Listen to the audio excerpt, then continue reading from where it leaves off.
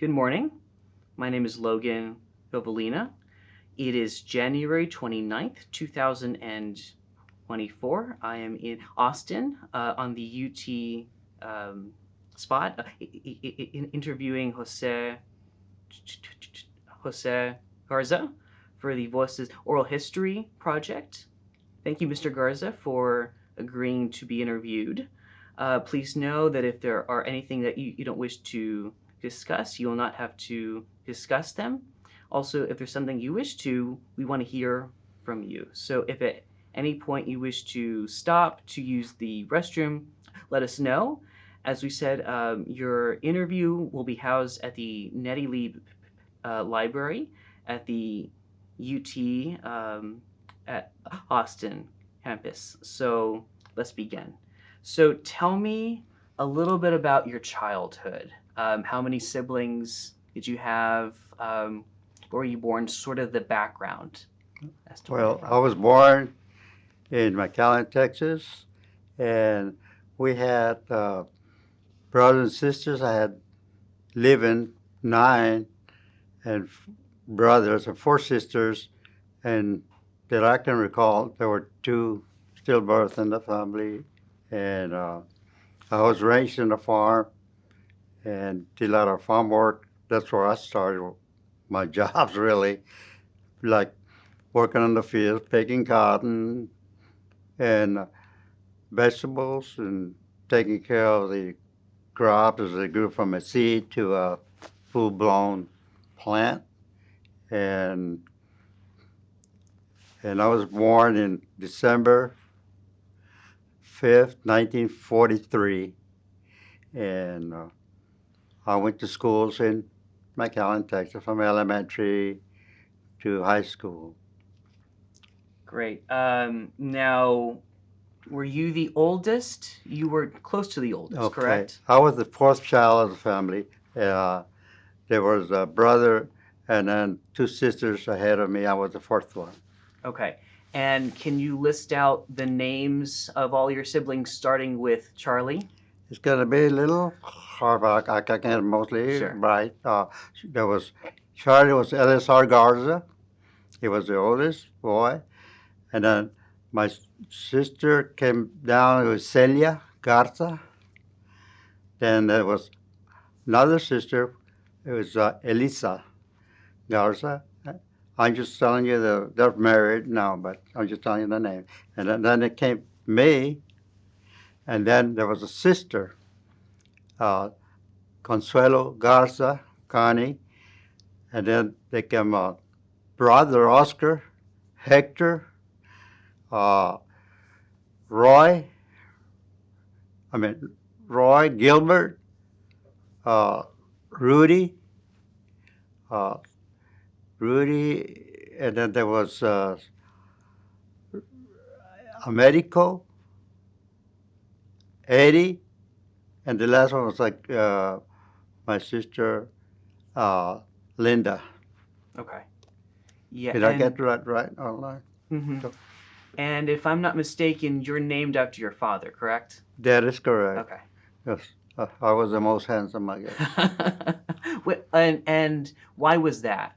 Well, they usually name somebody after your father, like a junior, and it just so happened, I guess that when my big brother came to life, the oldest, then there was two sisters, and my father said, well, I got to name somebody after my name. Maybe there'll be no more boys in the family, males, you Yeah. know. So that's why I guess they usually happens in our families that they would name somebody after their father. And I was going to ask you, so if I'm not mistaken, there were the older siblings were raised by your grandmother, correct? And then sort of the middle Well, siblings. we had some. You're talking about a family that we have, brothers and sisters, big family, in other words. And then what happens when we were born? Everybody, the whole family lived almost together. Okay, so my mother had so many like every year, really, and they would some would go like my grandmother had a liking to one of my sister was Celia, so she wanted her to be with her to help her too. We help in a family that lives together like they're real united. You help each other. And then my other grandmother wanted my brother to be with him, so he always left over there to another ranch. We're talking about a ranch, and then he left, which was not too far, about a couple of miles, and he would live with the other cousins, and so and then when I was growing up, I guess the teacher she wanted to adopt me. So there's another thing. I didn't want it because I had my brother said, I said, no, no, no, I'll take her. And she was from up north because mostly the teachers at that time came from the north and teach over here until gradually Hispanics started being teachers, okay? And Hispanics were more younger too. Okay, teachers I'm talking about. And the other ones, come in like retired, but they would come maybe because of the warm weather. Okay, and then the cycle came that another brother went to live with a friend. He lived, but he was still connected with us all the time. But he lived and he, went out with him, everywhere. And those are about it that sort of split off a little bit. But they always came, But after they grew up, they came back. Okay, Yeah. but that's the way it was. Wow. And I wanted to kind of ask you, so tell me about McAllen and that area when you were growing up. How did it look like? Tell me about the area because that area has changed in the Oh past yes, 80 yes, it has years. changed. When I was born, you're talking about, and the whole McAllen 5,200. Okay, I mean not when I was born, but when I was a young, that I could read and they had McAllen was the growth of McAllen came to because of the work there. People from Mexico would come and they would come freely and work. And some would stay, some didn't like it. They go back. They went back to their land, but they would work when the field like cotton, were growing. And also, what happened is the climate was ideal for growing crops and citrus. Citrus mainly was one of the biggest crops at that time, and land speculators from brought told the people, "Hey, come over here from up north." Told the rich people they would buy land. They buy land, not like 5 acres. You're talking about hundreds of acres, 500, and they got most of the land. And we lived in, and at the time we lived in what you would call the irrigation district right away, which was about from the road because the canal went underground and some went open, and after population they went underground. And what happened between the road, which you would call the Eastman now, back it would be like I would say a good 800 feet, because you need for to work on the canals and stuff like that. And they let people live there without paying land. So that's where we live. Okay, that's where we built our houses. We started with houses that were made of palm leaves, and then they would put jaras, which is uh, straight limbs that would grow straight up, and then they would tie them together, and they put cement would be mud. They would dig a hole in the ground, and they would form with mud, and they were real cool and nice. But the floor was dirt, but it would get hard after you walk on that dirt. Okay, and we had a hard time, but we made it, and we were happy. We grew our crops. We would can everything.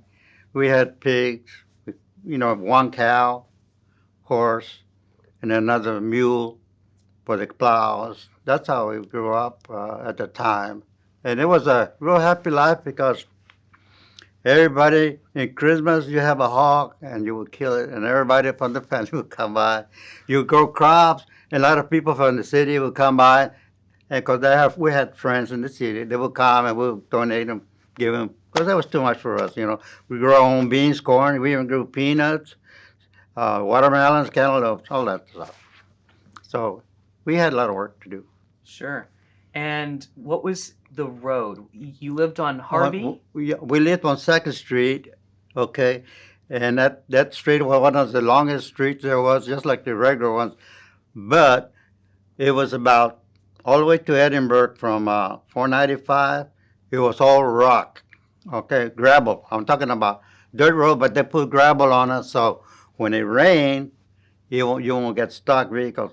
Like the bus will go from there, from all the way close to Edinburgh Hobbs Drive, all the way to Las Pompas, which is where the pumps would pump water to the canals, and which was about, I would say, about 10 miles or 15, maybe more, about 15 miles. And the bus would get stuck at times. But like us, and living on Second Street, we had to walk about a mile and a half to 10th, where there was a pavement road, and to go to school. And the schools, they would bus us mostly because there was a dividing line where most of the anglers would live on this side, the north side, all the time, and I had to go to, since I lived on the north side, I still had to go to school on the south side, so I had to ride a bus. and and the problem with school, this is why uh, us Hispanic, we had to go to beginners, which is one grade below first grade. And then I was born in 43, so I lost 2 years of schooling. So I was actually 2 years older than some of these people, and some of the students. And when it was kind of hard because I figured these guys were, younger than I was, but that's the way it was. It's not only me, everybody would get to go to beginners. So it was a little harder for us. Sure. I wanted to ask you a little bit more about your parents. So Okay. let's go just a little bit back. Okay. What were their names? Where were they from? Just give me a Okay. little bit about Okay, your background. parents. Uh-huh. Okay. My mother name was Blasita Rodriguez. My father was Jose Silva Garza. My mother's father was uh, Felipe Rodriguez Blanco, and my grandmother was Severiana uh, Vigil, Vigil, which is Vigil. And my mother was born in McAllen, Texas. My father was born Hualahuises, Mexico. So uh, he was from Mexico, and my mother's from McAllen. Okay. And Waluisa is in About Nuevo the Leon? middle of Mexico, about the central part of Mexico, I believe. I'm not too sure on that, but I believe that's where it was. Okay. And tell me a little bit more about your, I guess, childhood. So you started work when you were 8 I- years old? But I started work really when I was on my farm, about 8, 9 years old. I started working on the field. Well, I had chores, and I had to feed the animals, which was not too many. We had pigs, we had one cow. I had to pasture it and milk it. That was my main on the chores in the house. And then when the crops came in, I worked in the crops. I irrigated. When I was young, I was only about 10 years old. I was irrigating, and my problem was the coyotes. But I got used to it. But I had a kerosene lantern. That's all you had. Kerosene. You had a shovel and a hoe. You would have a irrigation dish from the main canal. Which, like I told you, we live on the top of the canal, so there was a big old pipe, and that's the one that furnishes water to water the plants and water. So that thing was always deep where the water come. So anytime you irrigate it was a big pond of water there, always there, and it was. But when you irrigate it, most of the time I work at night, not in the daytime, 'cause that way my father would work at daytime and he could rest. and I had to work at night. Um, so tell me a little bit more about your issues regarding racial Okay, concerns. that was a problem we had. I hate to say some of it but I will say it because it's got to come to light. Uh, there were people that didn't like us because I don't know why. Because maybe we weren't white, their kind. Of course, my grandfather had blue eyes, and he was white. But that doesn't mean a thing. Okay, they tried to burn our house. Now let me tell you. I already told you what kind of house it was. The houses were palm leaves. They would go with gasoline 3 times, but we got them and we stopped it. Then around December, Christmas Eve, in other words, they burned it down. And it was kind of late, midnight. My mother gave me a shirt she bought. I hung it on the railing of the bed because we slept several in the bed. Okay, I set it on the. It was the house was destroyed, and then we had a. My mother was pregnant, and we had a son. I mean, a brother. I had a brother. He became handicapped, but that's the rest of the story. Sure. Yeah. And so was your first language Spanish, or Well, was I it? knew a lot of English because the man we worked for had a son my age, and we used to hang out together. I knew English at a young age. Okay. Um, so tell me, with the racial sort of concern, so Spanish back then was frowned upon, Well, it right? was in McAllen being I say it was a good sized city it was at the time. Like in the bus station, they said no whites to bathrooms, and things like that. No, if you're not white, it's for only bathroom. And there was a restaurant that only wanted white people to go eat there, and they call it the white kitchen. But the on the bathroom, they didn't, you cannot go, there, in a bus station. Okay, so, and then when we travel north, well, I don't want to go that far, because we used to work. I used to migrate. I was the only one in the family that would work in the fields, and it was hard. I had to fight sometimes to protect myself, and I did. I played by good fighter. I snapped one guy that was 6 foot high with one punch, it was they used to call him before they were called 7-Eleven. It was one of the drive-ins. It's still there, and he just got you know pissed off at my brother and says, "What's the problem?" I says, "Oh, he didn't. I don't like him." Or he said he called him the F word. And I said, "Why don't you and I go outside?" And he was tall. And so I go outside. He took a swing at me. But I ducked and I just went like that, and I could see down, and he was on the ground. And he said, "I'm your friend." I said, "You're not my friend." And at the time, we were going to, because we were in the country, we were going to down the city to watch movies. And then at the time, they were like, what you call pachucos, that were, big shoes that kick, and kick. He said, "Primo, kick him." He was on the, no, I said, "No, he's on the ground." And then we had to call a taxi driver because it was a hot day, and from where we were at, it was about 3 miles to get over there. It was a hot day. We called a taxi, and that's why when we were waiting for a taxi, we went to call him there because we're gonna have a phone. They had a phone there.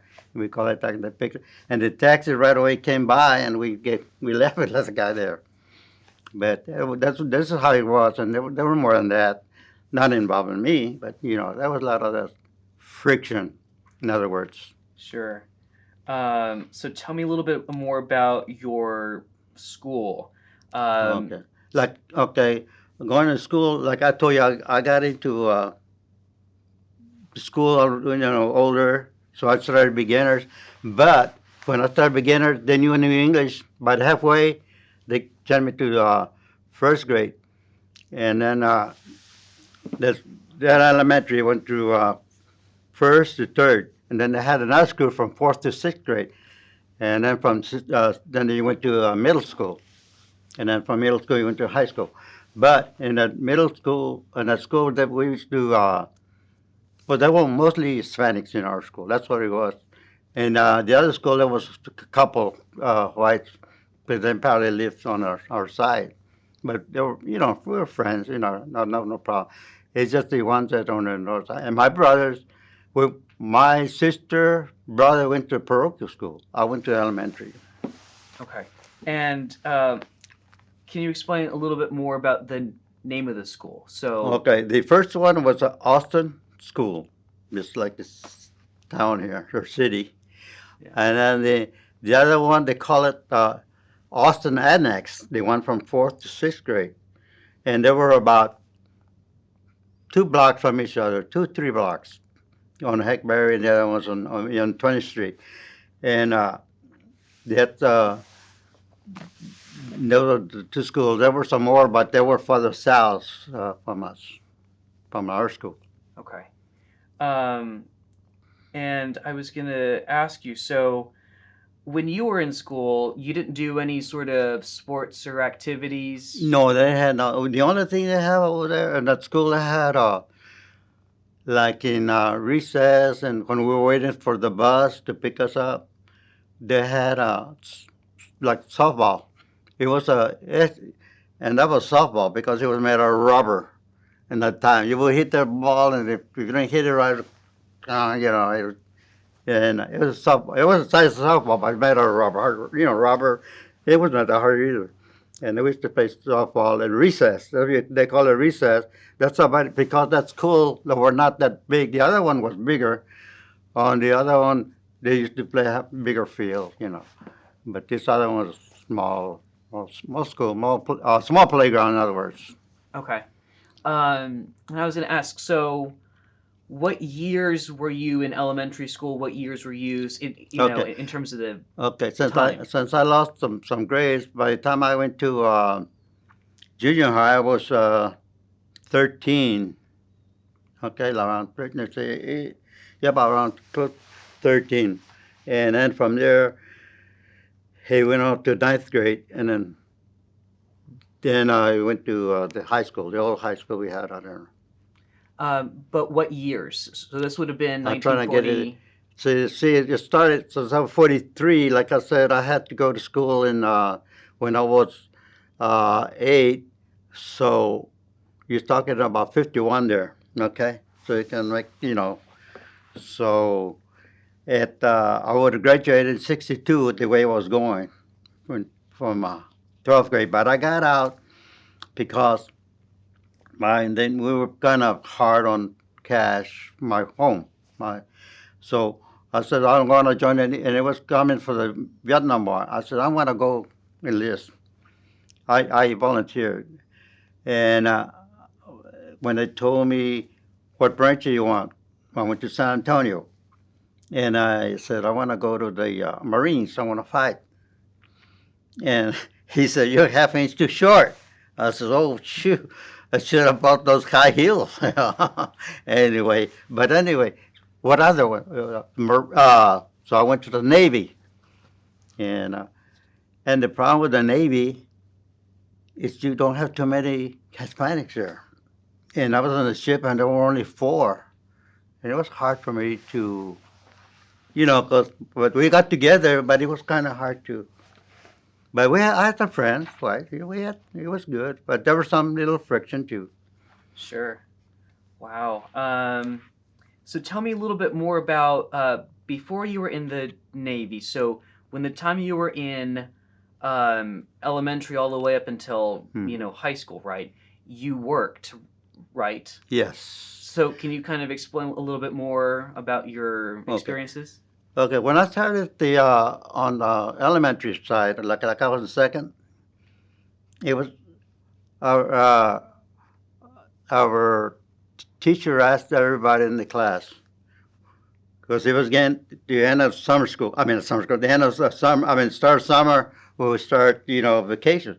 And they asked me, where you all going? And everybody, oh, we're going to Austin. We're going to here, Houston. We're going to see our, and some would say, well, we're going to go camping somewhere. And me, I didn't want to say anything because I know where I was going. I was going to the fields. And when I'm into the fields up north, the truck was already picking me up. They went to the school, pick me up to go to work. I didn't get to go home, say goodbye to my mom or anything. And then they truck us as far as, sometimes we went to Killeen. As far as I went to is Arkansas, mostly Killeen and West Texas. And like that, because you're talking about school, the months, those 3 months or 2 months, we and then we came back. It was not a union state. You migrated back to, because you mostly the workers already finished out there. Like cotton would be like in the summer, and some other that mostly cotton was one of the main things that we work on, picking cotton. So in this truck, which was this your father No, picking you up? This was no, there was some truck. They call them truckers, troqueros in Spanish, and they would pick us up, and they had the big trucks, with side boards, and they go the cover canvas, but that canvas that's used for tents, it's greenish, it's oily, so because you don't want water to penetrate, because we're right in the back. You're talking about several families going into the back of the truck. You're not talking about, like 10. It was, loaded up, just like you see, like in an army, you see a lot of people hanging from the sides. Well, we didn't hang from the sides, of course, but it was loaded. And the thing is that once we get started from McAllen, we were stopping for Furious, which is, I don't know how many miles from there. The driving there, you would drive about 45, 55, and they would stop to go to sleep there. Because they didn't like driving at night. And we were used to, for Furious, there was a big campground before the checkpoint. I mean, a little camping area, recreation area, what you call now camp, and they would sleep on the grass. They would right there would still be a lot of snakes at that time. They would tie a big rope around it, and we slept inside the rope. But their way of thinking was the snake would go by the rope and will never cross the rope and go, that, and we sleep it at night there, and in the morning we'd take off again. wow. And for reference, what year is this? This is 1950. You're talking Or- about when I was about 8, you had 51, uh, 58, 56, Okay. 57. Or, Wow. So let's migrate towards the Navy. So you enlisted when you were 18? yes, 18. And the reason I enlisted, I knew there was a war coming on. They were talking about war. Some people didn't want to go to war. People, they're afraid of wars. They don't want to go. So some of my friends that I live with mostly were drafted.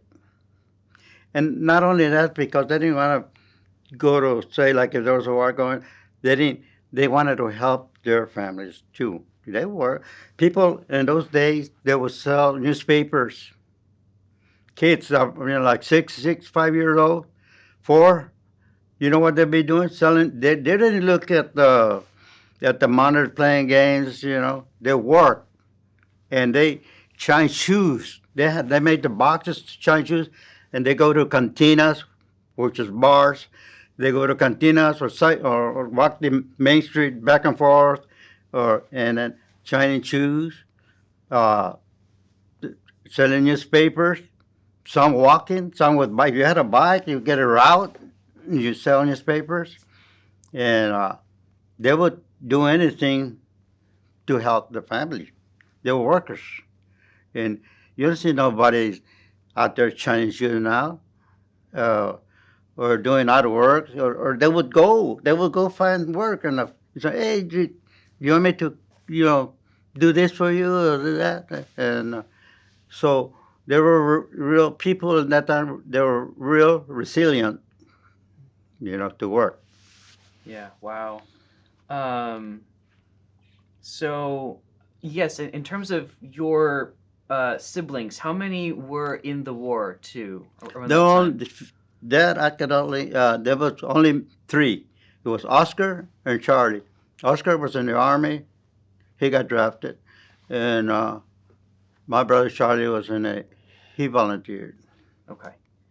So tell me about the earliest times in the Navy. So you were on which ship were you on, and kind of I explain was that. on a ship that one of the oldest ship in the Navy. It was the George Clymer. It had been to the Korean War, World War II, and it's the only ship. It's an APA. APA stands for Attack Transport. What it carries is Marine. We used to carry 2,000 Marines at a time, and offload them during Vietnam, Da Nang. I don't know say but we unload them, like everything, and we we carried quite a bit of Marines. And I took my training in San Diego, and I was stationed in San Diego. That was my home port. We never was there, but that was my home port. And we used to carry. That was our job. We made, I don't know what that, but we made several, you know, work with the Marines. And the Marine base was, when they trained Marines, we were almost together. It was almost together. There was Navy and the Marines were on the other side of us in San Diego. Okay. Wow. So tell me a little bit more about your travels. So I know that you never engaged in combat, but you went around the world. So tell Yeah. me about the places that you went. Let me start this. We all we did was the Marines unload them, load them up, take them over there, and stick around for a little while, because they would have several naval ships, which you call them gunships. What they carry was rockets, not missiles, but they would throw them on because before unload Marines, you got to clear areas, and you got to make sure there's no people, because the ship what they have is you load them up in LSDs. I mean, not LSD, but the LSD is on the ship, but LSDs. And what's an LSD is it carries quite a bit of them, about 50 at a time, and it drops. The front drops to the shore, the front of the ship, and it pulls it up, and it drags itself back out. We had about 20 of those. So think about, and they would climb ropes because you load them in the water.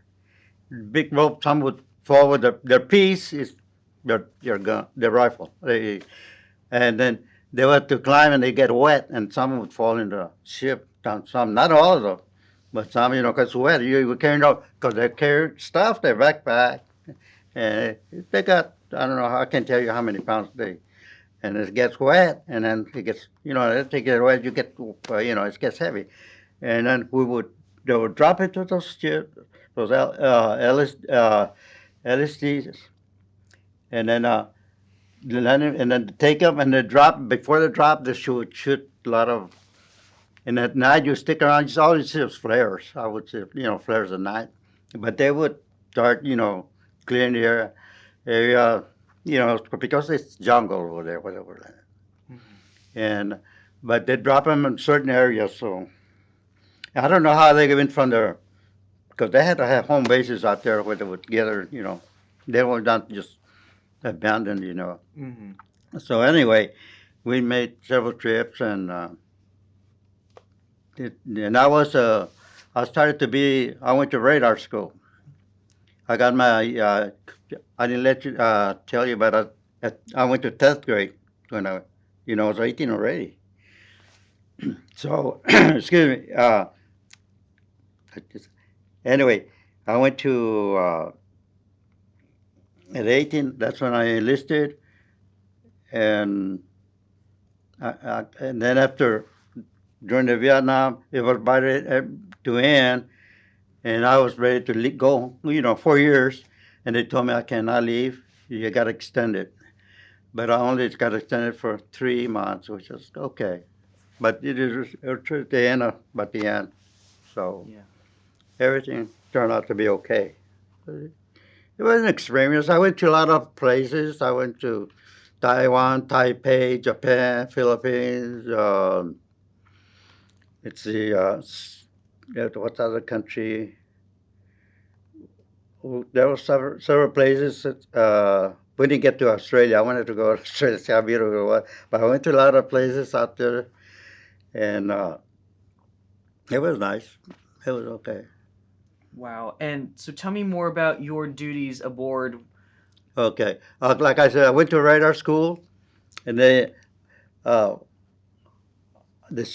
what our school because so actually communications too. They call them CC school, and anyway, but I transferred to boilerman. Boilerman is the one that the big old boilers, and what the boilers do. You want to know what they do? Okay, the boilers what they do is they they use the water and then they put a heat exchangers. Heat exchangers you can put steam over the water and heat it up with steam. Okay, the exchange that's what they call it, big tubes. And they heat reheat the uh, the steam farther. So so what you call that is superheat. When you superheat something, you go from a steam to dry. Not that you don't see that steam, but superheated. You don't see it, and that drives the turbines. Which I transferred. Then I ended up. I only spent about 6 months there, and I went. They wanted me to go to electrician mate. So what they do, they create electricity. The turbines. They got two turbines that they do two things. They create electricity for the lights and pump motors and stuff like that.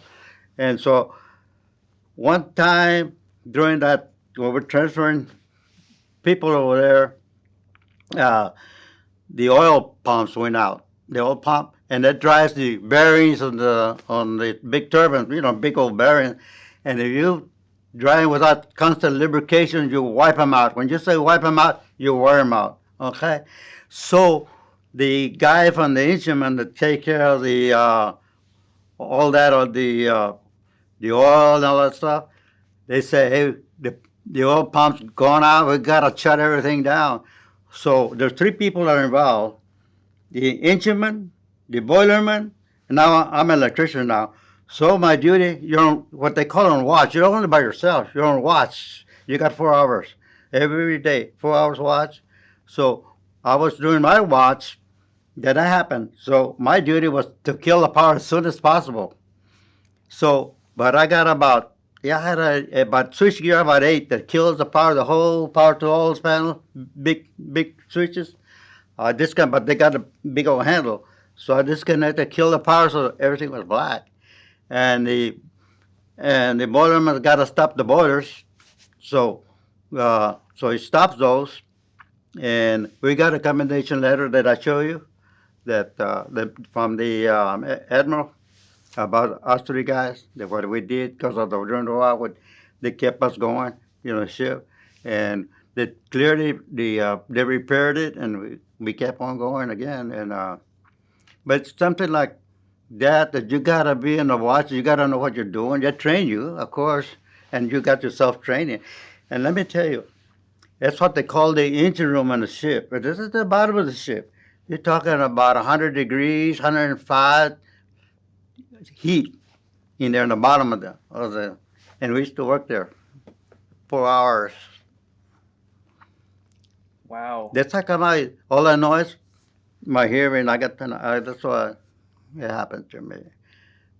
And you climb about 40 feet of steel ladders, up, down to the bottom of the hole. Actually, it's like the hole. Wow. So, So tell me a little bit more about your, I guess, feelings during the war. Were you a supporter of it? When you were in the middle of it, how did you feel? Because I know that you worked a lot on that Okay. ship, but I feel, here's one thing about when you're in, like on sea, when you get in like in trouble or something, like there's some, you're going to a foe or something, you you build yourself up. You're not afraid of nothing. You know, you think about your families, of course, but you say, I'm doing it for the country, and I do it right. And if I die, I die. But I'm going to do it. Whatever happens, happens. And you're tranquil with yourself. You're not nervous. You're not nervous. Even for a fighter, you fight. Just keep your head up straight, and you help your friend, your buddy. You're like a brother when you're out there. When you're together like that, you look for each other up, but you don't look at skin color. Yeah. Wow. Um,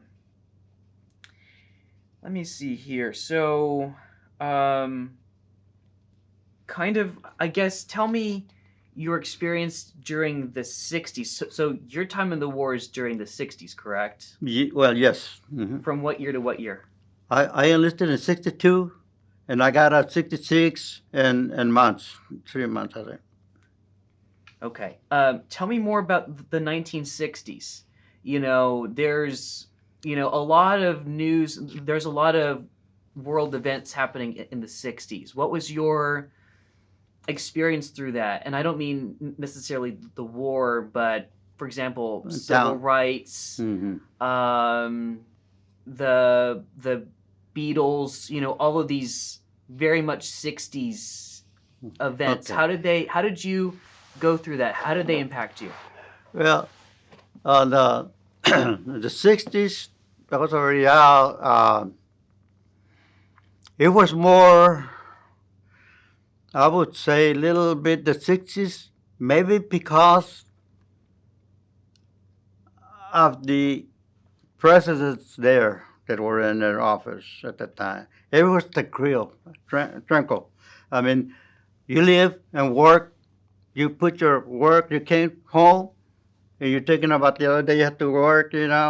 Because my work was air conditioning and electrical and plumbing. I had the three licenses, so I work and it was what happened to me. Let me rephrase myself. When I got out, I enlisted to go to Del Mar College, and they accepted me because I took my GED. Like you've seen it when I took the school, the Naval Academy gave me that, and I scored high, and they gave me the GED, and then I could go to school. I go to college. So I sent my papers. They said you're already accepted. But I started working on air conditioning, and and I could help my family. So I should have gone to college after all this. But things happen like that. Maybe that for the better. I don't know, but I should have gone at least go to get a career out of it. But I already knew electrical, so I knew how to work manually. So I wasn't afraid of work, and I took those three tests. And I passed, and I got my licenses here in Austin. Here in I saw the building right here when we went by there, one of the buildings, and I said, "Hey, I came over here a long time ago." But anyway, I work, and the pay it started. It wasn't that great like other like here or some upstate. It was not, but it was a living, and we had 401k and all that stuff. But yeah, but I made it okay. It was okay. I mean, uh, I didn't move. I was still here. So So, this is directly after your service in service, the yeah. Navy. And I got married almost a year later, I think. So tell me about, so after you get out, you go back to your hometown of McAllen? Yeah. Okay, so you spent time there. And tell me about the immediate life after that. How was it like after the war? Were you, because I know that it's a drastic change, right? So, Hmm. you're on a Yeah, yeah. ship. So tell me about the transition back to home life. Well, the thing about between that, it was more of a tranquil. I mean, like I came back, and then I was more. I did a lot of fishing, a lot of hunting, and but that's only like the weekends or vacations because, like I said, once I got out, I started working again. I didn't have no lapse time between work. I started working at the air conditioning part and electrical, and it was the same company, and I lasted 42 years. So I did quite a bit. I mean, I guess I was the one that put more years in that. I kept on working. What was it called? Huh? The name of the Company? yeah, exactly. Dixer Company, Okay. McAllen. Now tell me a little bit about how you met your wife. Well, I met my wife on a lake. It was in Monte Alto, but we used to go there a lot, fish, and just drive around, see what we could see, like everybody else, and drive around the car and go around the lake. And one time we were driving, me and my brother, Oscar. The one was in the army. Yeah, some girls came, hey, and they came up to us, and then we met them, and we told them, hey, what's your name? But we didn't tell them our real name. Oh, I'm so and so, and my Oscar. And then 2 weeks later, we went again, fishing, and then we went around, and I met my wife, and I told her my real name. And then it so happened they were friends of hers, and he said, we met the first girl said, we met two guys, and they just told us their name. Oh, who were they? Oh, well, he saw. Oh, well, that's what he told me. It was Joe, and we didn't get in trouble because we just were friends. I mean, but we used to give our false names to us. Wow. And what's her name? Who? Your spouse. Wife. Oh, Rosa, Elia. I mean, not Elvia. Elia Garza. I mean, well, first Rosa Elia Peña. Let me put it up. So, tell me about the courting process. So you met her at Delta Lake, right? Lake. That's in Monte Alto. Monte Alto. And so tell me about the dating experience for you. Well, it was a little. Well, I used to go to her house. Her family was very nice to me. I used to go. So we used to go. I used to drive. Well, before I used to work in Houston.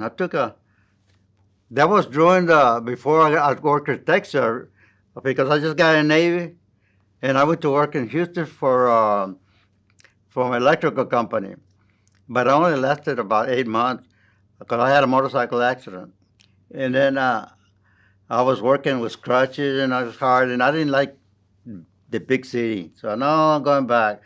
So when I came back, came back real fast. I didn't last that long because I got in 66. By 67 something, I already met my wife, and but I knew my wife beforehand when I was working in Houston, and I would drive all the way to McAllen, and I would drive like after 5, and if it would get dark, if I get late and driving, it was too kind of. One time I got sleepy, and I woke up twice, and then I stopped. I didn't want to stop, and I kept on. And I said, no, this is too bad. I ain't going to. I stayed. And then that's when I started working with Texas. Okay. So like I said, I lasted about 8 months out there in Houston. I told the boss, I'm gone. So tell me more about your wife's family.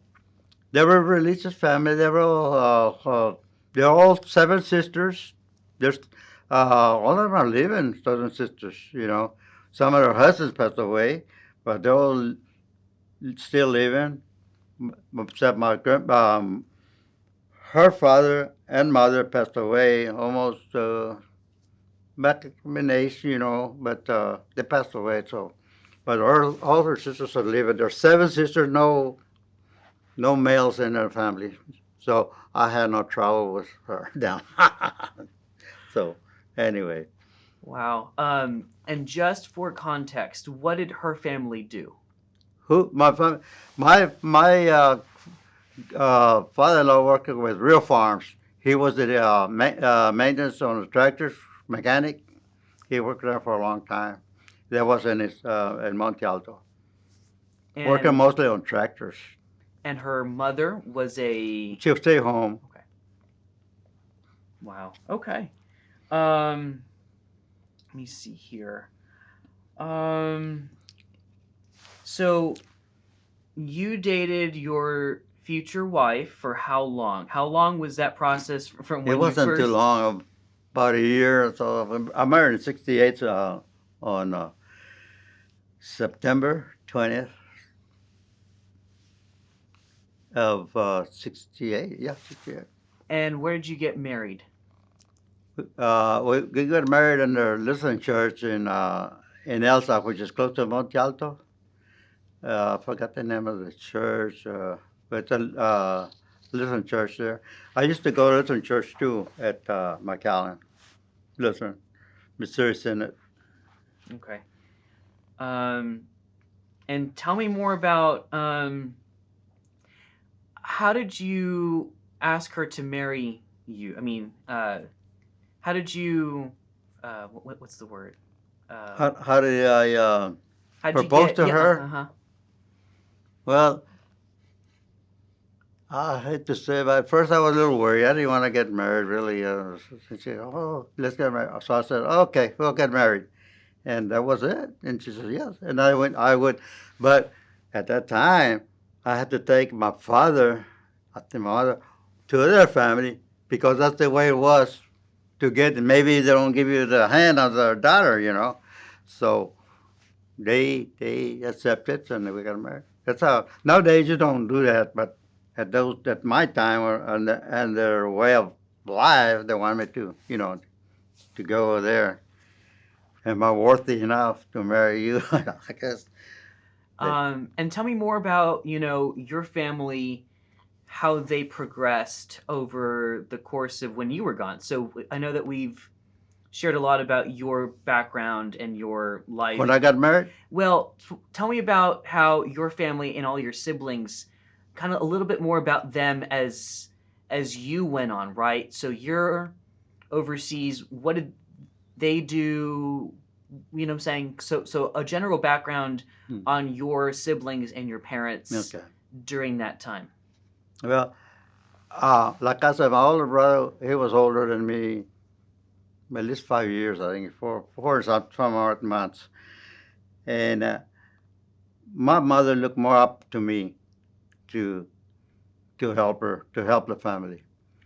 He got married, and so actually, in my as far as the family, I sort of took care of things that I had to take care of, and we had some since we moved from the country to the I was already in junior high. We moved to the downtown, and we moved to the south side of town, and there were a lot of gangs. Some of my brothers got into the wrong direction. The younger ones, I'm talking about about three or two. But I try to manage everything that I could do to help. But then I was, gone for 4 years, so I didn't see too much of them.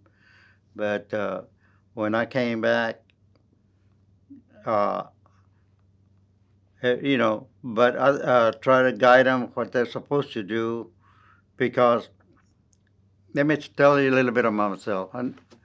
I never smoked, I never drank. And when I got out of service, my brother, the older brother, was in the Navy. He wanted, he liked to go bar hopping, and he like everybody else, but I didn't drink. So I ordered Coke or Dr Pepper, and he would get mad at me, and I says, well, and then after a while I said, no, I better not go with him because that's all. And then he would stay a long time, he could stay there 4 hours without leaving. I didn't like that. So I took that, and later in life, I drank a beer too, once in a while, because of the softball game. That's why. But I didn't drink any more than 2 beers, because I know I'm not used to drinking. But to say, "Oh, you want a beer?" They give me a beer, and I'll drink it. And because I went to a lot of softball tournaments, and and the games, but that was about it. But I didn't drink all the time. Once in a while, I would drink a beer with them, but not. I didn't go to. Hmm.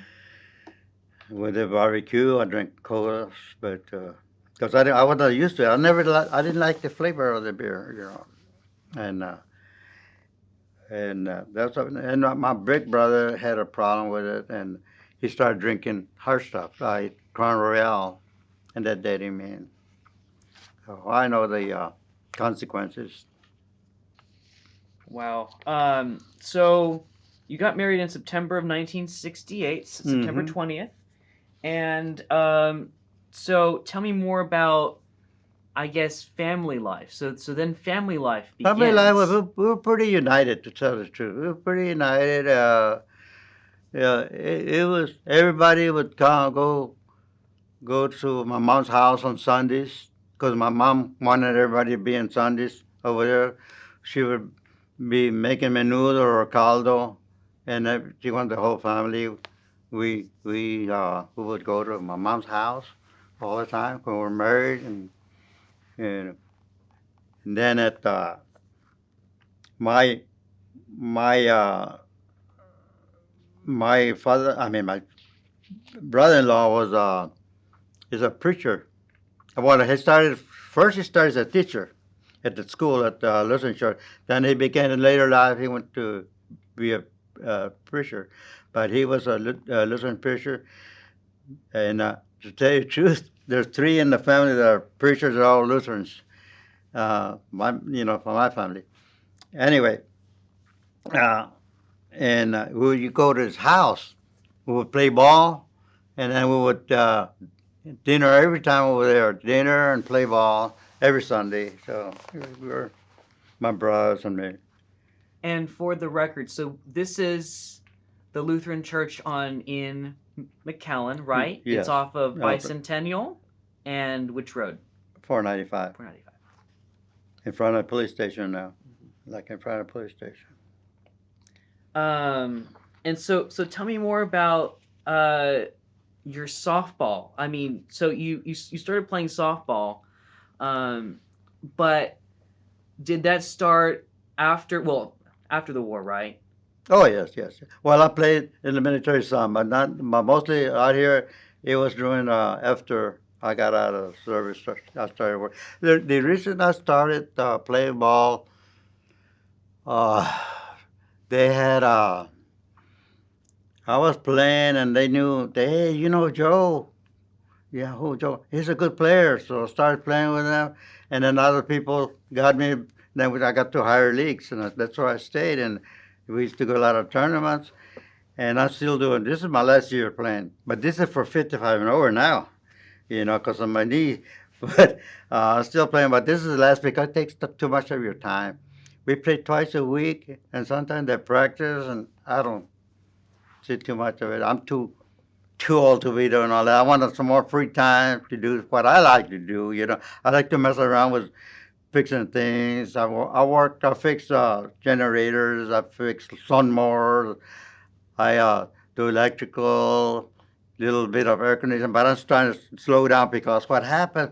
Too many of your friends want you to work for them. Do this for me, and it takes your time, and so I'm trying to dish that out too. I want to enjoy life a little bit more. So I'm gonna stop doing that. And really, to tell you the truth, as the older you get, the smarter you get. Because what happens when you're old, you have less friends. You only got a couple or three or four that watch your back. The rest are, you call them, he's gone. So everything is different. Sure. But so now you stick to yourself, protect yourself, and do things for your family. And at least make sure you're secure. Yeah. So, let's go back a little bit. So you had kids, right? I have what? You had Ticks. I think kids. Oh, yeah. Kids. Oh, okay. So tell me about your kids. So when were they born? One What are was their born. names? You get to help me. One was February, Jessica, and ours July. July, ours. You were born in July. Ours was born in July. July, and February, January, Jessica. Of what year? 68, 71, and 73. The youngest 71, the oldest 71, the other 73. So I should say, so your oldest daughter, Iris, Mm-hmm. was born on July 24th, 1969. 69. Oh. 69. And your youngest, uh, Jessica, was born Uh, 2 years uh, later. on January 19th, 1973. Yeah, 3. So tell me, about you as a young father. What did How was the parenting life? Oh, it's easy for me. Uh, we had a good time growing up. I took them everywhere, and they like to go fishing. They like to hunt. Jessica Irish like to hunt and fishing. They like fishing. I started with little minnows, a carp and perch, and they like fishing. And we used to go fishing every weekend. I think I like frogging. I don't know. But we did, and then start playing ball. I started playing ball. Jessica started playing ball. So And what areas were you hunting, and what you else? know What? what areas were you fishing and Oh, okay. hunting?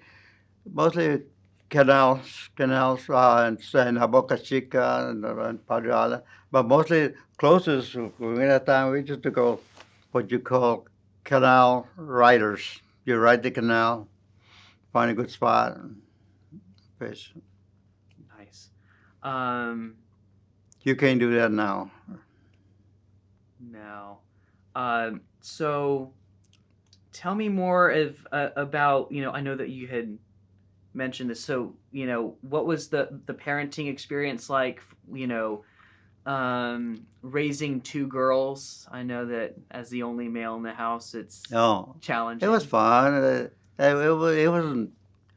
If you if like me, I had two good girls. Two never uh, well behaved. But I uh, I liked them, and I took them everywhere we could take them. And one of them was more sporty like. Well, both of them were sporty like. My Jessica got sick, but Iris more like a tomboy really. And they could they did real well in school. Just the smarter ones, I would say, I hate to say it, Jessica, but she had a little trouble with a brain tumor, but she was smart. She was the smarter one.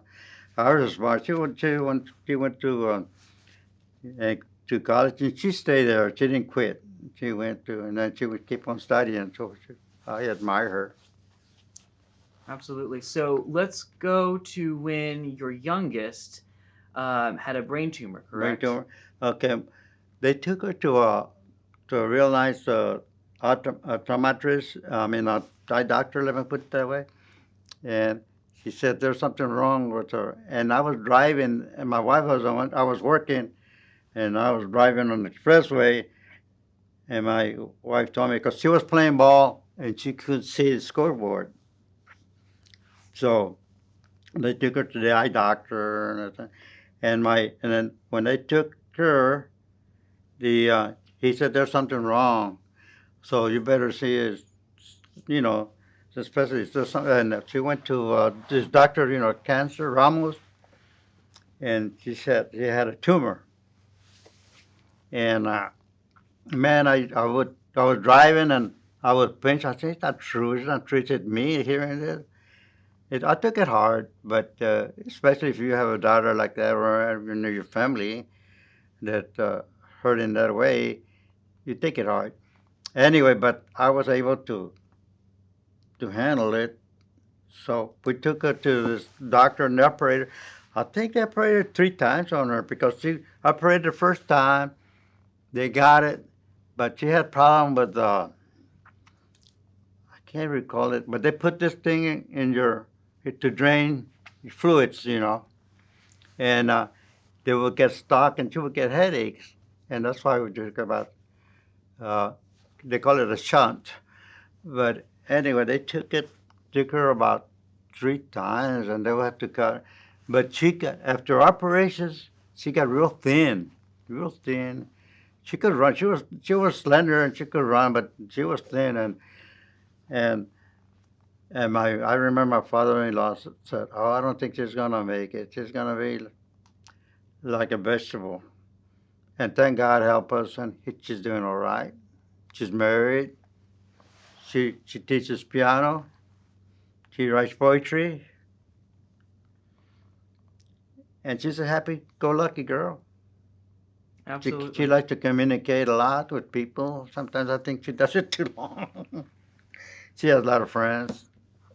So, thank God everything came out all right. But the problem was, I mean, the thing, not came the problem. The thing was, it was not cancerous. So they help us a lot. But a tumor is a tumor. And it was by the eye, goes to the optic nerve, no, not eye, optic nerve, not the eye, optic nerve. And that's why they got most of it, but you never had problem with it. Yeah. Uh-huh. And if I'm not mistaken, it And was that was on. way back then. I was working, and she was young. She was in high school already, and poor thing, she liked to beat the band, and that kind of turned her down. And then when she went back to school, they didn't want to mainstream her, and she had trouble, and then she got it, and then she graduated, and she did a lot because she was straight, everything. She was straight all the way to high school, on a roll all the time, and see what happens. Maybe. But anyway, she was down, but she got her. She had some. She had to have some determination because I remember she would sit down, just looking straight, and that was it. You talk to her, she wouldn't listen to you. That's how far it got. And to see her now, I'm real proud of her. Well, I'm proud of both of them, but I'm real of her determination. She didn't let her pull her down because the way she was, uh, like I told you what my father-in-law said. So you see her like that, she would go sit down like that, and she'll put her like this and just look straight like that, and that was it all day. And then when we put her like we had a shower and tub, we put her. We make sure that she won't go, drown. We don't fill it all with water, but still, you never know, because you could go face down for some reason or other, and then there would be a problem. But anyway, she, I'm real happy for that, and I thank the Lord for that. I know there's somebody above that helps you through things. If you believe in yourself and you believe in Him, that's all you need. You don't need nobody else. It's you and Him, period. Absolutely. And so, what would be the years of this? So we're already in the 1980s, correct? 1980? Yes. What year would have been the brain tumor? I wish you didn't ask me that question. She was playing, she was in high school, so she was 69, 71. I would say about, she was a 10, like, she was about 14 years old. Maybe ours can help me. She was about 14 or Sure. 13. So if I'm not mistaken, that's 1987 13 or or 1980. It's around that time. mhm. 1980s. That's what I think it is. Okay. So let's go into the 1990s and tell me more about family life. What were you doing? You're still working for Texas. Texair, correct? So tell me more about the 1990s as a decade. Well, like I said, I worked for Texas for 42 years. I was smarter than some of the other guys, the white guys, and they put them on top of me. That was the only handicap I had. And the reason is, and they only know one job. I knew three, and I did three. But But I was getting okay and everything. I didn't really, to tell you the truth, I didn't mind at all. Nothing. I didn't. Did it bother me? I don't live on that. Okay, I live on myself. No, nobody else. I mean, as far as human beings, because I'm barely beginning to be human myself. Yeah. And tell me more about your oldest daughter. She married, right? She got Iris. uh-huh. Mm-hmm. So tell me more about, her kind of path. So Oh, she. she's now in her 20s, Mm. and so what is she doing at this time? Well, what you doing? Well, I'll tell you about her. She, I had a, I have to go back a little bit. She had uh, one of my nieces. She went to college. She didn't want to. She went to Kansas. She wanted to come back, crying and come back. But my uh, brother-in-law didn't let her. He came, no, you stay, you stay. I always had to have that problem with her, and she was a little. Just in her college career, her age there, she was real. Let me just say, she wasn't afraid of nothing.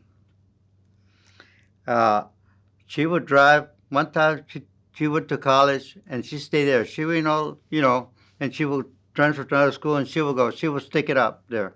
And one time it was hard ice here in the valley, all the way to San Antonio. She went to uh, Texas. What do you call it? Texas. The real runners. UTSA. UTSA. Uh-huh. Okay, and she drove. She was the only vehicle. I think her and her friend, because her friend was from San Antonio. She came with her, and she drove all the way. I told her not to go. And she, no, we gotta go. But her friend's parents were wanting her to come back. But I guess actually didn't know how bad it was, and they drove with ice on the windshield, and but the only car on the road. Good thing was about the only car on the road, all the way to San Antonio at that time to be back in school. She And was this there in freeze there. and this freeze was in what year? She gave me a lot. Uh, she was in. Let's see, uh, 6, 7, 72, 12. Uh, about 80, 88, somewhere in there. Sure. All right. Mhm. Okay. And it Yeah. was the thing is that in San Antonio, she had to go up a little. I don't know how she did it up, well, right at the school. But she, the only thing with her, she always trying to change cars. I like this other vehicle. I don't want this one. Other. That's the only problem with her. But she got them. Nice. So you would basically view the 1990s as a decade as a period of solid family life, right? There aren't Yes, any I could major say that. events. You get to the point where you go to that stage. Well, me, I don't want to talk about anybody else, but me, I get to the stage where I would say, it's everything's okay. I mean, there's nothing. We have weathered the storm. We're here. Let us play. Let's do it more peacefully and relaxing, and just just do it. What we have left, and that's how you have to, battle everything, I guess.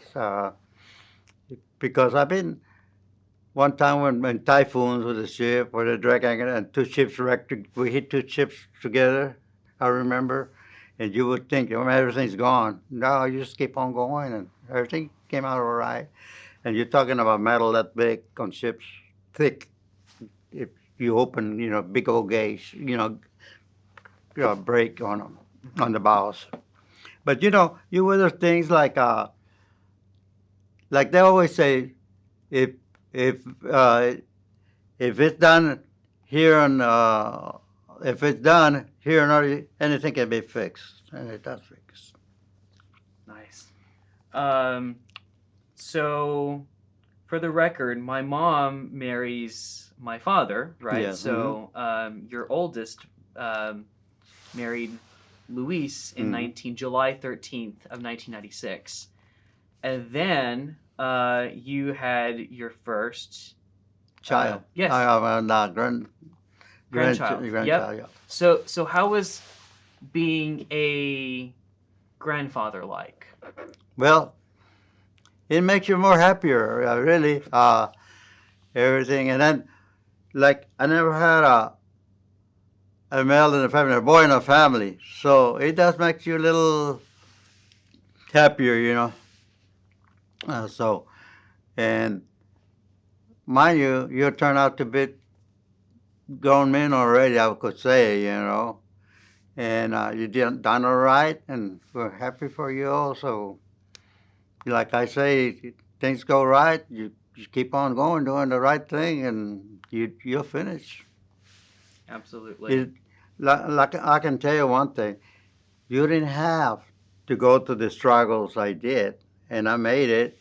So, well, I didn't make it what I want to, accomplish, but I did what I did accomplish. I'm okay with it.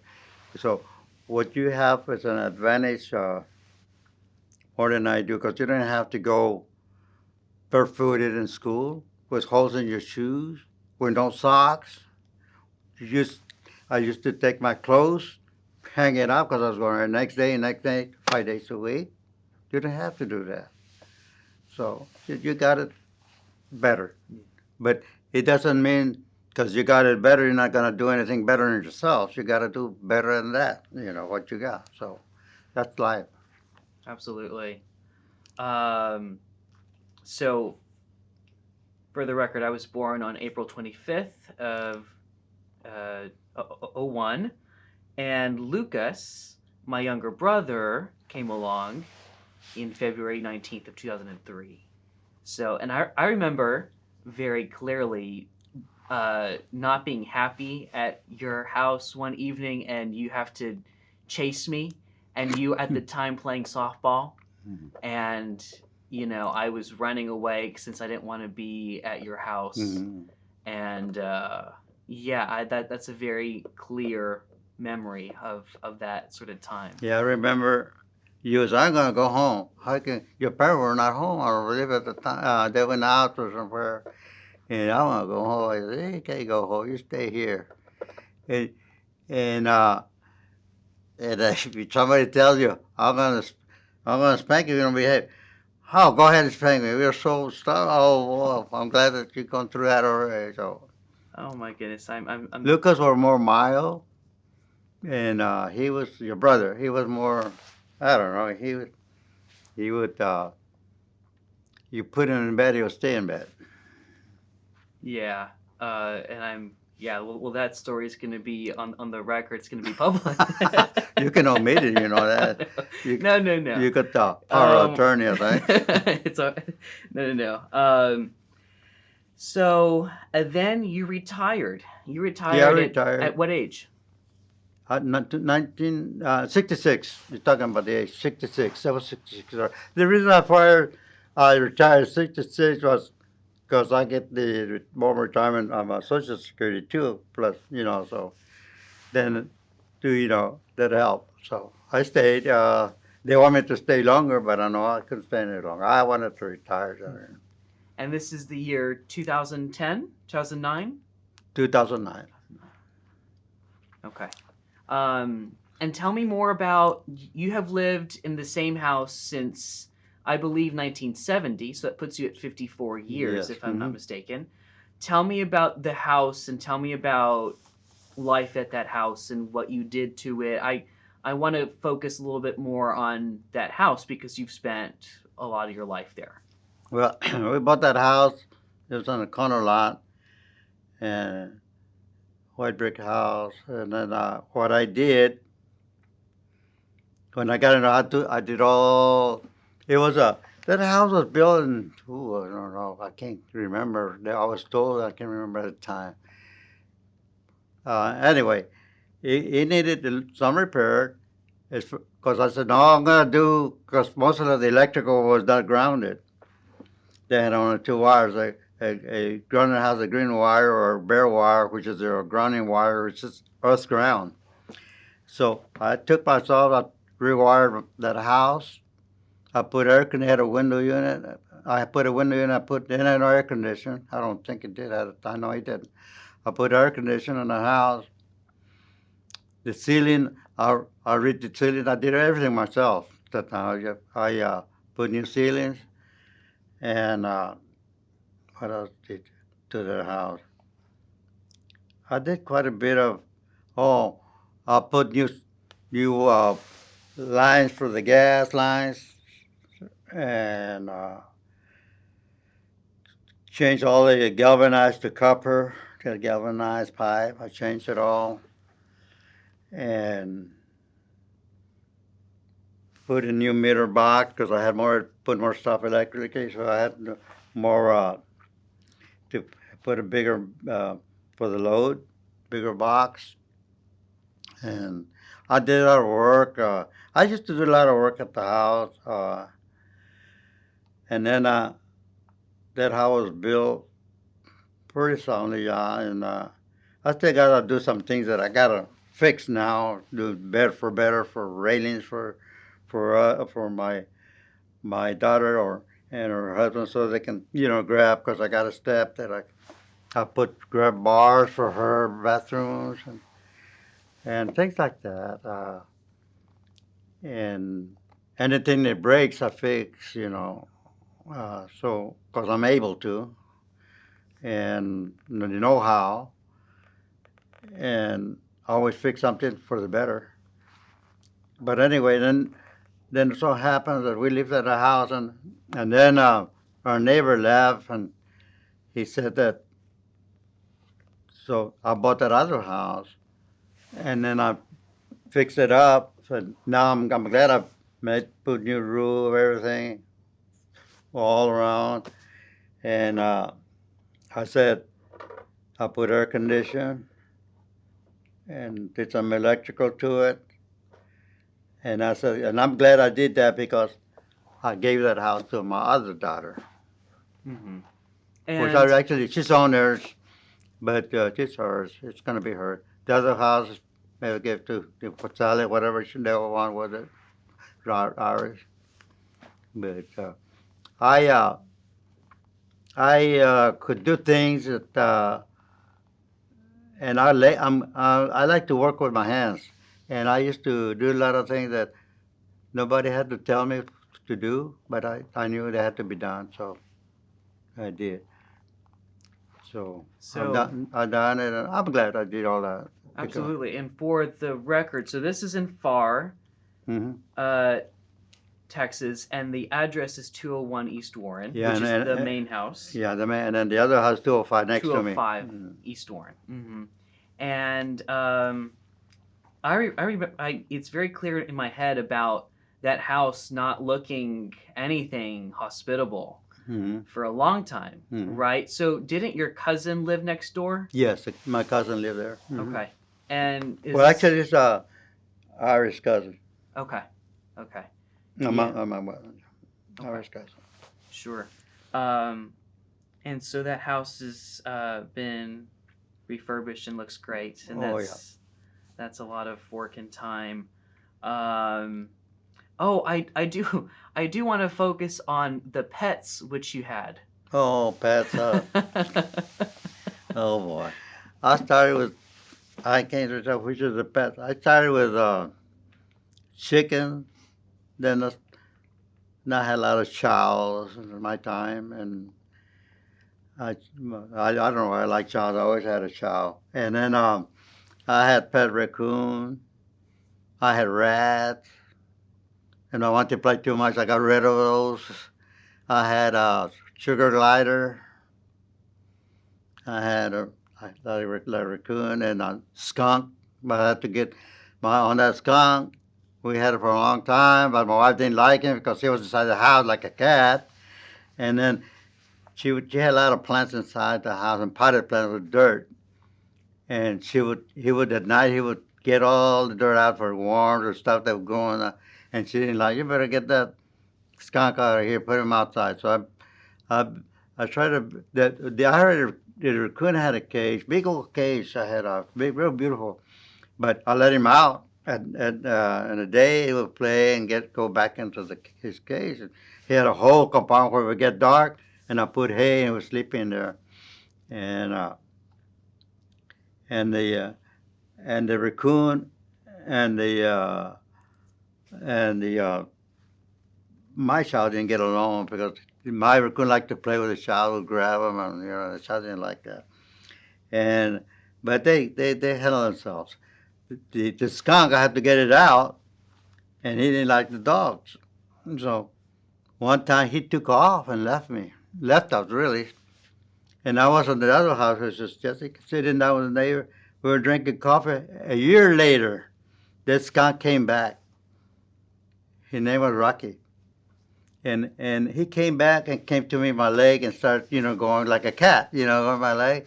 And I fed him, and I pet him, And then he left the same night. I thought, well, he'll be here in the yard. No, he left, never came back again. Maybe he met somebody. It's not my skunk out there. I'm going out of here. He probably was always close by the house, but I never saw him. But that day he came, Wow. and we had a ferret, rabbits. I used to raise rabbits. They had rabbits.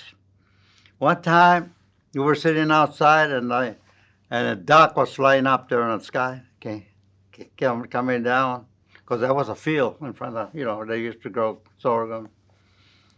And I was sitting with my neighbor outside drinking coffee, and I said, hey, just look at the duck up there. He's coming, just going down circles, and coming and landing. I want to catch that duck. Oh, you can't catch that duck. So there was a little grass all went out creeping, and there was a cliff close to a bird spotted, like an anthill was there, and I saw him there, and I dove, and I got him by the legs, and I'm right here is the duck. No, we had a lot of things like, it used to be a lot of farmland right there now, that strip.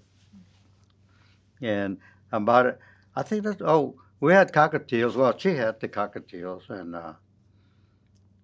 that's about it. And as far as you would have an armadillo, but I was crazy. I used to hunt snakes, rattlesnakes. Me and my brother Oscar, and we used to sell them up at Freer, Sweetwater. We would get a gunny sack and hunt snakes, rattlesnakes. We go to the country. The biggest one was 7'6", and they were thick like that. And I got that one barehanded because it was going to it was at night. Me and my wife were going, and I said, "Hey, stop! I'm gonna get off. I'm gonna get to." It was going from a field into the wooded area, mesquite, and I grabbed it by the tail and I started swinging it around because I want to take it alive. So when I swung it, I went slower so she would coil up a little more. And when she was close by, I grabbed her by the head, behind the head, and put it in the trunk. And my wife got mad. No, I want a live snake. We took that, to skin it. I put it in the trunk because it's a car vehicle. I put it in the trunk. So I got it and put it in the trunk. And we drove home. I said, well, in the morning I'll take it out. And then, because they were in the back seat. And I was, driving, because it was me, my sister-in-law, and somebody else. I think my brother thing. Anyway, when I got home, it was already dark. Because, remember, I caught it in the dark, when it was dark. And, the snake with the headlight. And then we went home, we went to sleep. Okay, in the morning, I'm going to get the snake. Opened the trunk. It was gone. God, where's that snake? Snakes that go through little holes, big, it can be round and I can squeeze. And then I opened the back seat, and she was calling the back seat. That's where my wife was. Oh boy, so she got mad at that. You know what would happen? Oh, I got it. So anyway, we got it, we skinned it, and we ate the snake. Wow. Now, that's not the complete list, right? You had a peacock? Peacock, yeah. I had peacocks, and I had some turkeys. Turkeys. I was gonna keep them for Thanksgiving, and they left, and my neighbor ate them. He finally ate them, and he didn't tell me he had them. And then I had those pheasants. I had pheasants, those wild pheasants, with the rat, and they would lay a lot of eggs. They go ahead and but I didn't have an incubator, so my friend of mine says I'll take them because he had some animals too, so I gave them to him and the pheasants. And yeah, I think I had a pheasant. And I had one time I had a buzzard too. Uh, my my brother working with AEP, CPNL, electric poles, and he got me that egg. He got an egg. I don't know what this egg. I think it's a buzzard or an eagle or no, not an eagle, but a hawk. Could be a it could be a hawk. A hawk. Okay. So what I did, I wrapped it in a towel. I put it on top of the water heater. In about something like 20 days, I went over there and I saw him. Oh, gee, what was a buzzard? Fluffy, well, white. I think it was a buzzard because it looked ugly. It looked, it wasn't, I thought it was a hog or something. No, it looked like a bug. It come out there like oh, and they, once it got out there, it was big, about that size, and it went like this, and he wanted food. Oh, the buzzard. No, I got into a lot of trouble like that. Oh, guinea pigs. I had guinea pigs too. Wow. And I had what hamsters? No, these girls wanted this and wanted that, and I got them. And no, So I yeah. remember very clearly. So there was the dog Rena, and then you had Keon, and then you had Bella, which Mm-hmm. you still have, and then I remember the gecko. Gecko. You had a gecko, and then what else did That you was have? a what do you call it? Frog? Pac-Man frog. Pac-Man. Pac-Man frog. And I remember the tortoises. Oh Too. yeah, tortoises. Yeah. Yeah. Uh-huh. And I remember very clearly in the backyard of 201, in the sidewalk, you had a pond. Oh, I had frogs. I raised frogs. I had a whole bunch of frogs. You know that. And one time when it rained, they would get out and they get in like an orgy, and they would look on frogs, and oh boy, got so many frogs out of that place. But you know what? I decided to put koi fish, those Japanese koi, and the frogs went away. The frogs all left. I don't know where they went. And my friend, I tell you, I gave him the peacocks. I mean pheasant. He had a lot of rabbits, and birds like that, doves, those ringnecks. And he told me because he used to go, he had ponds, and he would get minnows. He would sell fish bait and shiners and put them in the pond. And he said he got some turtles, and he got some turtles. He put them in the pond, and he lived on 281. And he said one day the turtle, he saw the 281, all the car parked. They didn't stand still. In other words, they couldn't move. And he lived close to about 25 yards from the street, from the road, the 281. So he went to see what happened, and he saw all his turtles going back to the same place he got them from, and they were in line like when you see what do you call those ducks? You know how they trail each other when they go to the water, and they were walking and had to stop the traffic. He says, never going to get to go back to where I got them from. The turtles, I don't know how they. Well, the ones from the ocean, they know where the water is. You know where they come from. They go back. The same thing with those tortoises. That's not turtle, but tortoises. They went back. Not those water turtles. Uh-huh. Those what do you call them? Spider sliders. Yeah, those sliders. They all went back to where they came from. It was funny. Oh, and that's hilarious. What else would I wanted to mention? So, just a few things that are in my mind is the oak tree in the front of the yard. How old is that thing? I mean, that That tree was is 1971. So 71 to nowadays, it's 29 and 23, 50 some 60 years old, something 60, 50, up to 60. 53, Yeah, 63 though, no? 50, if it's 53. 1971 Okay, or that something around that time. that oak tree is, you can know it's about the trunk, and it stretches all the way to the street. And I had to cut the window over the house. I cut big branches. One of those branches on those oak trees was that big. One of the branches, the thickness of the branch, I was going to make a chair out of it. But that tree grew so much, that I planted it. My mother gave it. The reason I kept it and didn't cut it down, because I'm afraid that thing is going to fall down one of these days. But the reason I got it is because my mother gave it to me in a coffee can, which is thick as a pencil. Now you look at it, how thick it is. Oh, so you planted that tree? Yeah, I planted a tree when we moved to the house. So it's old as a house. Oh, I didn't know that. I No, thought it's that old tree as a had been house. there No, it's old as a house. before. So you planted that tree. Yes. Mm-hmm. Wow, They've been there. that's amazing. That really is. I also wanted to ask you about your sort of expertise in fruit trees. Oh, fruit trees. I like fruit trees. I planted that. But nowadays, I had mangoes. Like this year, it froze.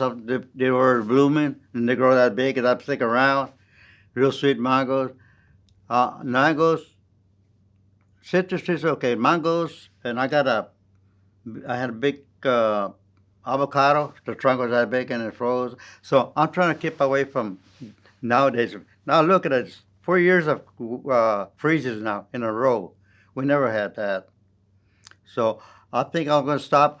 Well, now I got persimmons. I got Japanese persimmons, Fuju, Hachai, and I got some American persimmons. I got Tananachi persimmons. They're Japanese. Tananachi and a Seiho, and the other one Hayashi. But some are stringent and some are not. So I got both.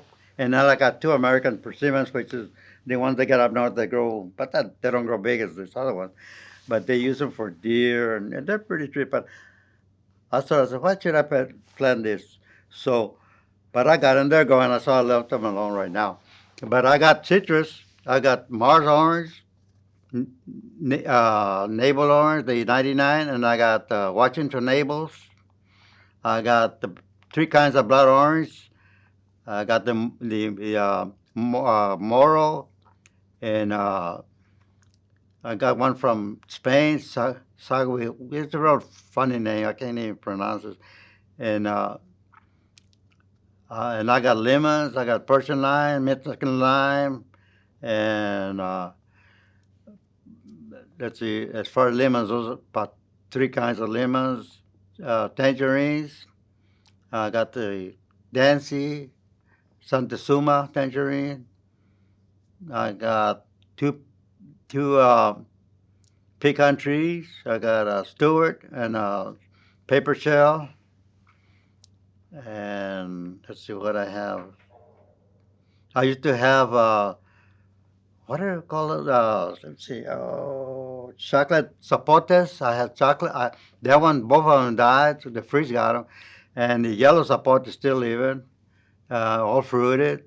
But that's only one zapote I have. And no, I got a lot of. I got the cara orange one, and that's about as far as citrus. I got that's about the citrus I have. And I got a passion vine. They first took part of it off, but it's growing pretty good. Still growing. Yeah, and you bought these trees at Nature. What is that name of the? That way, that's in already close. Bayview, Bayview, yeah. River's End. Riverside Nursery. Yeah.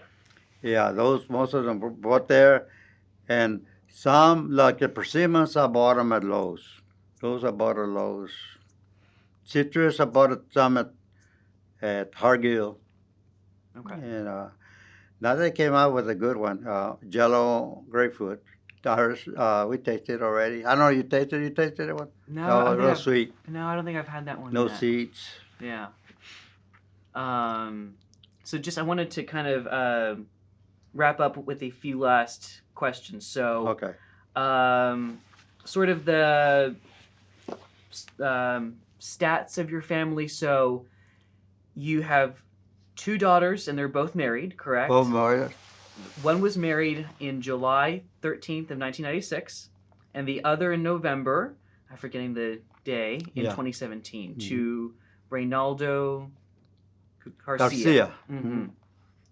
And tell me about the current status of your extended family. So your siblings, which ones have passed, when, like your parents, when they passed, sort of the time frame of your extended.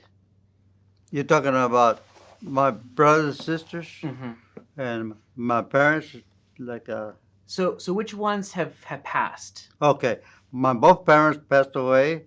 The one that lived the longest, my father died at an earlier age, which is around 62, I think, or something like that, 62. And my mother died, was going to hit 102. My excuse me, grandmother died at 105. Wow. So what year? So your mother, Blasita, died in 2019, January Yes. 1st, New Year's Day of Oh, yes. 2019. What year did your father pass away? Yeah, I know it was January, but I can't remember. Dates are real bad even for trying to get my daughter's date. It gets real hard on me. But that's 80. I think it's 87. I believe. Okay, 82. Okay. I get confused with to tell you the truth. There's so many in the family that I can't keep the birthdays. So I give everybody a birthday on Christmas. And I can help you out here. So your grandmother Severiana, Mm-hmm. so she lived to be 105, right? Yes. And if I'm not mistaken, she passed away in 1996, 1997, Yeah, around that 96. time? I think 96. Okay. And then, so let's go now to your siblings. So which ones have passed? The one that passed there's I got my dates. I really don't. I wasn't. My brother passed away. The first one to pass away, my brother, What's his name? Eleazar. Okay. Charlie. Then, but don't give me a date right now because it's hard for me to. He passed away. Probably haven't been. But then it was my sister passed away. Connie. Then I got four that passed away. Then Rudy passed away. Then Gilbert passed away. Not Gilbert, I'm sorry. I get confused. Americo. I get confused both about the same age. Okay. Americo. Yeah, and so for the record, since I sort of know these dates, so I don't. your oldest brother Charlie died in November of 2000, and then He was about 60. He died in early age. 60, I think he was about 62. 62. okay, and Connie passed away in Yeah. I want to say May or June of 2013, and then Rudy passed away in 2016. I was in high school. Yeah, it's about right. And then Americo, when did he pass away? That one passed away about. I know it's about 4 years ago. 4 years ago. Hmm. So 2020. Okay. So that's yeah. Okay. Other sort of stats that I wanted to mention to you or bring up. So we've already kind of gone through the deaths and the current state of the family. You had your 80th birthday on December 5th of 2020. That's one thing I always remember my birthdays. I know, and what we always say in the family is that you're not your age at all. You know, you're still very spry and active. Like I said, beginning to be human. I'm still a child. Oh my goodness. So yes, as of right now, you are 80 80. and Yes, will be correct. 81 81 in December, coming December. the coming Yes. December. So All I want to do is to live long enough to see one of you two married, one of my grandsons married. well, And then when you get married, I'll pass away. I'll pass the torch. well, I always say it. I think you and Grandma will live to be probably 98 because both of your parents lived to be in their 90s and 100s. I mean, Well, I have a tia. I mean, a lot of my tias, my nieces still live in there. They're in the 90 something, oh, 90. And my Claudia's about 93. They're still walking around.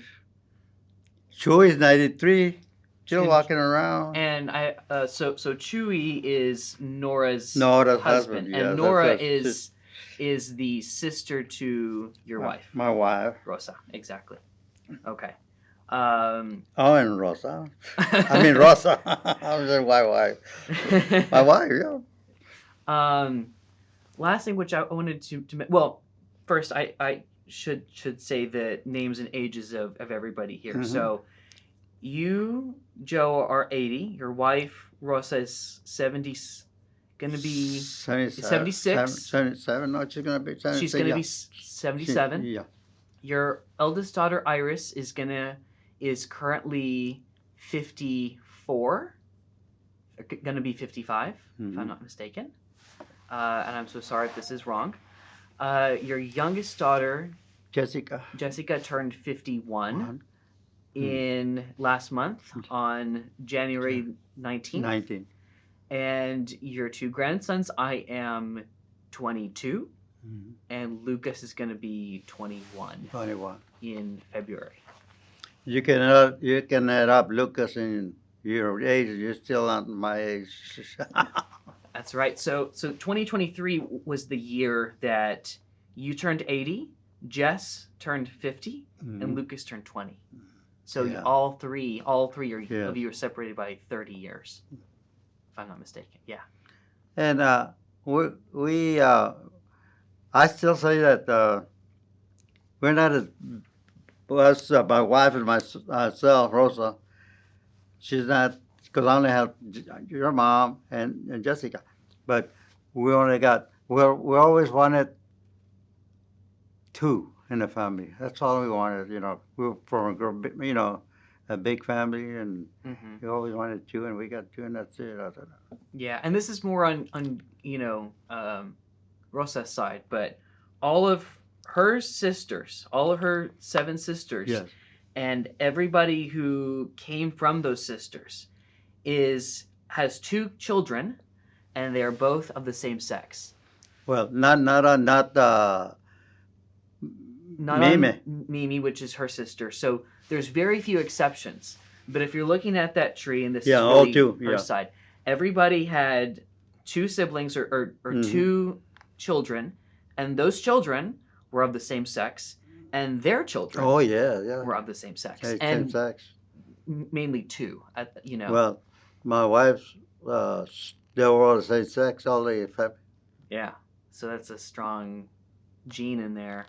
But my last question for you is, what are your reflections at being 80, and looking back, all those years? Well, like I said, once I turned like that, 80, I feel like I'm going to quit playing softball, be more with my family, and which I'm always, I don't go anywhere, I'm always, but what I'm saying, do more things with my family, and enjoy life in a softer way, because I don't want to have, what I don't like is, you're going to do this tomorrow, like a softball, you're going to play this day, this. I want to get off schedule. I want to, Monday to Sunday being like the Sunday, enjoy it all days, the way, don't not have nothing to, I have to do this, I got to go here because I got to play ball. And one thing I want to mention, I have the VA, but I never got sick in my life. They checked me and everything, and I never went to a doctor. The only time I went to a doctor one time that I got some stuff in my eye, and it was, uh, I took care of it, but broken bones, stuff like that, or sick, fever, bad. I never gone to a doctor, got sick. I'm really lucky so far, but you know, like everything, nothing lives a long time. Something happens, and it happens. You know what I'm saying? So, but right now, my problem are my knees, you know, because I work on ladders a lot, and then I had to go so many ladders down the hole, about 60 feet, and still ladders in the heat. And that took toll on my knee. And then here's my problem. See that? See, I'm bow-legged. So you can see that. I'm not straight like you're straight. So what happens, your bones start rubbing more as you walk on the side. They don't go even. Oh. I'm not a doctor, but that's the way I feel. I don't, so I still can walk. I don't, run a little bit. I can walk. It's healthy, I'm not like, using a cane, but still, I wish I didn't have, they don't hurt me, okay? They think it's when I run and I stop, the sudden stop hurts me. Yeah. Well, I mean, I'm sure after 80 Yeah. years and doing And work. and I don't want to get it operated. They want to operate. No, I don't want. Just I'm already old. I don't want. At least shows me that I'm old. Yeah. Last question for you is, do you have any plans beside, kind of slowing down? Do you have anything else that you're looking forward to? If you live to be 101, like your mother, Mhm. what are you gonna do in the next I don't want 20 years? to tell you the truth. I don't want to put a burden on somebody else. My wife, my children. I don't want. I try to. Uh, Let me put it this way. I wish if I die a bit fast, death. I don't want a slow, enduring death. I want it done, and that's my philosophy, my way of saying. Cause I lived a good life, and I'm happy what been living, and uh, I don't have to watch my back or nothing like that. I like that, and that's what I'm thankful for that. And what happens now, it happens for a reason. Everything's got a reason. Maybe what is the reason you died? Well, you had a heart attack. You were old age or whatever. You know, but things are gonna happen. You gotta you gotta be happy for what you have. And what do I ask? What do I have to ask for more? I don't have no. If I have it, put it this way. Oh, I rode a horse. I want a horse, ride a horse again. Why? I can't even get on it. Good. I don't hurt him. And then I want a new car. What do I want it for? It's just going to take me from point A to point B like any other car or my walking. So what do I want a car for? And you just to show off? No, that's not me. Yeah. And last question for you: do you have any other stories, any other perspectives that you would like to share? I had a lot of daring things I did in my life, and I wish I shouldn't have done things like that. But it's only on myself, not involving anybody else. One time, I saved, trying to save two dogs from drowning on the canal, which goes underground, 6 foot type, and they had taken the concrete fix because there's 6 foot in the concrete on the side, and I saw the dogs going down the pipe already, but the current was real fast because they were filling it up. So I took my belt and got one of them was smaller, took it out with my belt tied on, and I used to tie it around my wrist so it won't slip. And then the German Shepherds came up, and they had collars. So I put the thing on my collar, the belt tied up, and I put it on my arm. And I was going down like this, bending because the water was low, but it was real hard rushing. And then I got him up. He was wet, so it's heavy. So I got him almost out. He was about 80 pounds, but he pushed me in the water. I was about 15 years old, and so I was. It was him and me in the water now, and we were getting closer to the. But he could paddle real good. Me, I have more. Not that density, but more wider. So it would push me more than him. But he could glide a little bit and stayed away from the hole. And couldn't help it. I was getting tired. But I saw some vines coming from it, and I grabbed together, and I got out, and then I sat down like this. What was I doing, And the canal rider came by, and he got a pitchfork. That's how they do it. They have, but he picked 6 limbs out, and took it out from the collar, took him out. But he didn't see me in the water, though. He just saw the dog. I didn't say anything. Then I walked home. But that was and I had fallen off ladders, knocking down trees. A limb hits me, and I hit my head, tore it 3 times. Oh, wait, one time was on a ladder it was a roof on a school, but it wasn't too high. It was like 10 feet high. But I was on top of a ladder pulling wire. You pull wire, you put it out, and you pull wire. You hook it up real good, tape it up, and you pull wire. And that thing was hard, and I pulled real hard, and it turned loose. And I was on top of that, and I fell on the ladder, and I fell in the cement. And I probably remember my daughter, but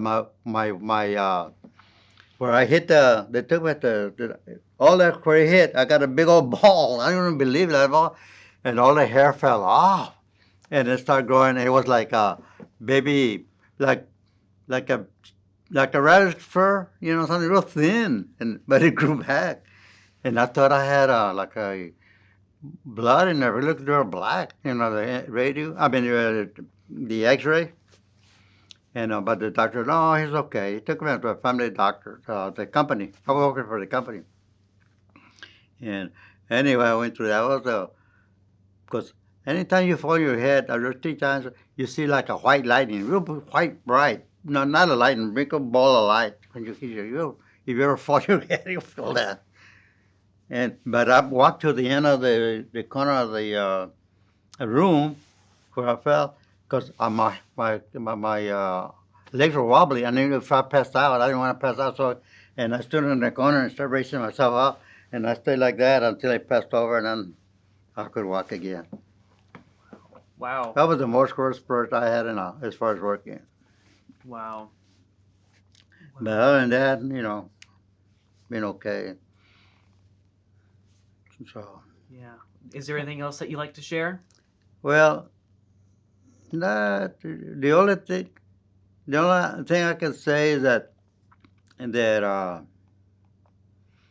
everything that I've gone through came out good at the end of the tunnel, and